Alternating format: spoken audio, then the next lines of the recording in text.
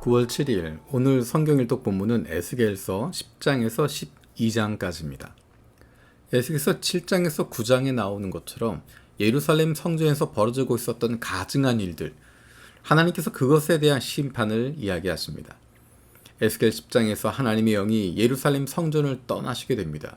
그리고 그것이 심판을 받게 됩니다.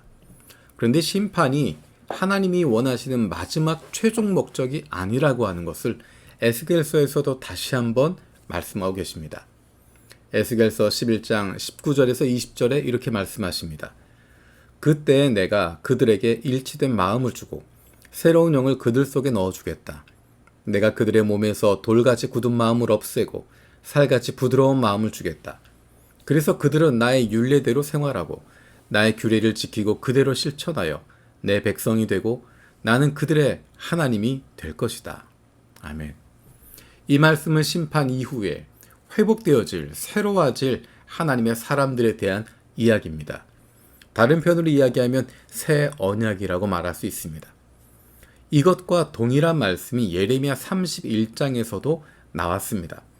예레미야 31장 33절에 그러나 그 시절이 지난 뒤에 내가 이스라엘 가문과 언약을 세울 것이니 나는 나의 율법을 그들의 가슴 속에 넣어주며 그들의 마음판에 새겨 기록하여 나는 그들의 하나님이 되고 그들은 나의 백성이 될 것이다. 나 주의 말이다.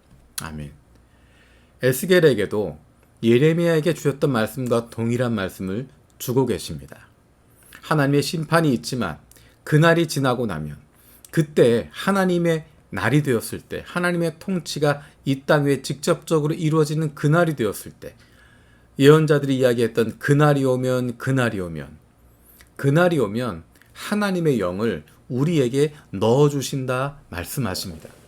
하나님의 영을 그들 속에 넣어주겠다. 하나님의 영을 남녀 종들에게 부어주시겠다. 하나님의 영을 이스라엘 백성에게 부어주시겠다. 하나님의 영을 가슴 속에 넣어주시겠다 말씀하십니다.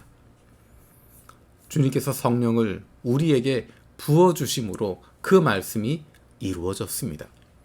성령이 우리 안에 임하셨기 때문에, 성령이 우리 안에 거하시기 때문에 우리가 하나님의 영을 품은 사람들, 하나님의 마음을 품은 사람들이 되는 것이고 하나님이 기뻐하시는 삶을 살아갈 수 있게 된 것입니다.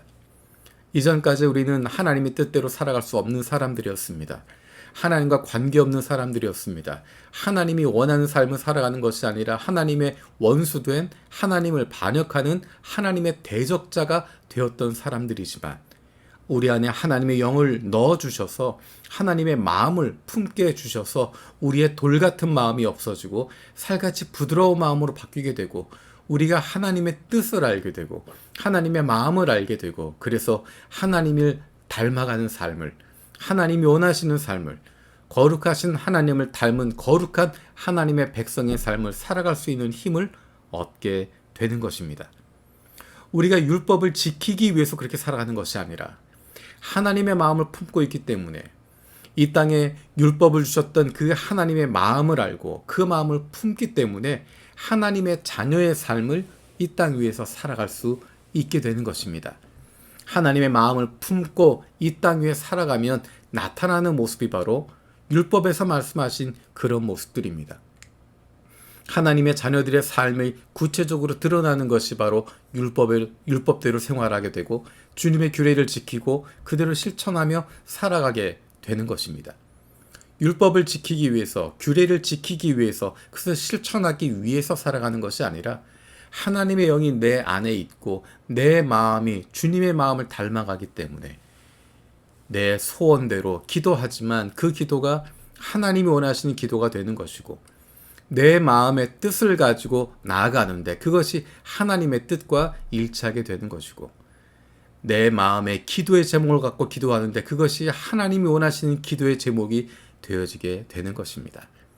하나님의 영을 우리에게 부어주셨기 때문에 그것이 가능해진 것입니다.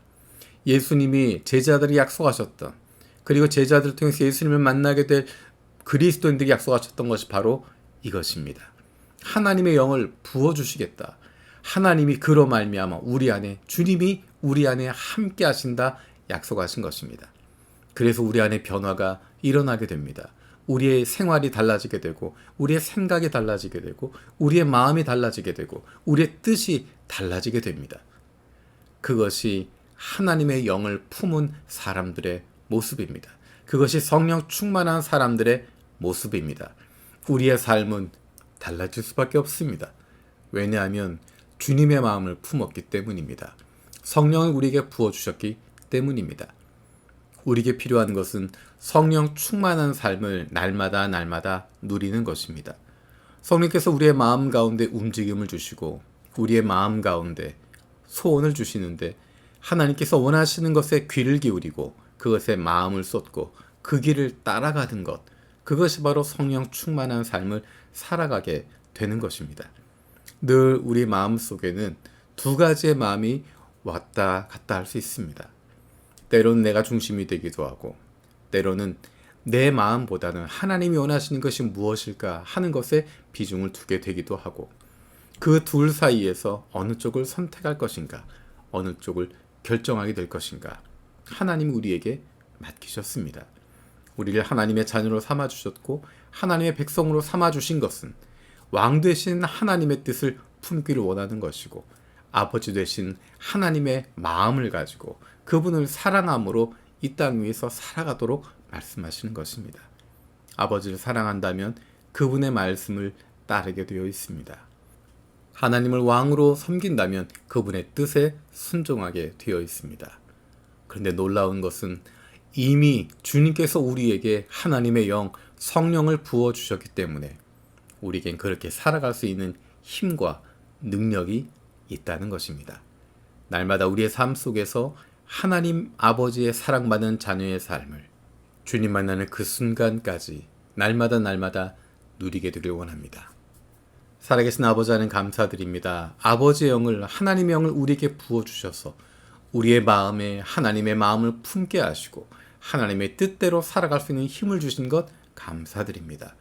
이 땅 위에서 삶을 살아가는 동안에 주님께서 주신 그 힘을 가지고 주님의 마음을 품고 주님의 뜻대로 살아갈 수 있는 사랑받는 자녀들 되게 하여 주옵소서. 감사드리며 예수님의 이름으로 기도드립니다. 아멘.